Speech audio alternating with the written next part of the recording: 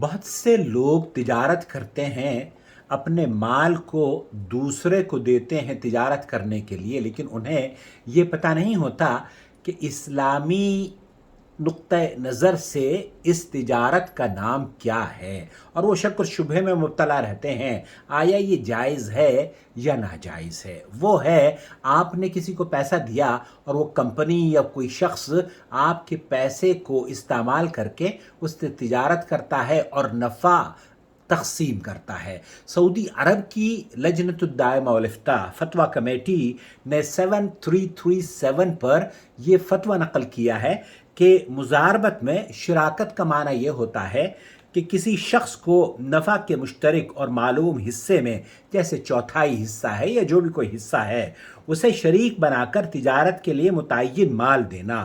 ایک طرف سے تو مال دیا جاتا ہے، کوئی بھی شخص مال دے سکتا ہے، اور دوسری طرف سے محنت کر کے اس مال کا استعمال کر کے تجارت کی جاتی ہے، اور تجارت میں سے جو فائدہ ہوتا ہے اسے پھر تقسیم کیا جاتا ہے ان دونوں کے درمیان، جس نے پیسے دیے ہیں اور جس نے محنت کی ہے۔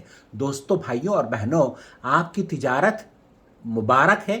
کیوں؟ کیونکہ یہ مزاربت کے اصولوں پر مبنی ہے۔ اللہ رب العالمین ان تجار کو جو کہ مزاربت کے اصولوں پر اپنی ذمہ داریاں ایمانداری سے، اخلاص سے ادا کر رہے ہیں، اللہ ان کی حفاظت فرمائے، ان کی مال کو برکتوں سے نوازے۔ اپنا بہت خیال رکھیں۔ نور ٹی وی جدہ سے۔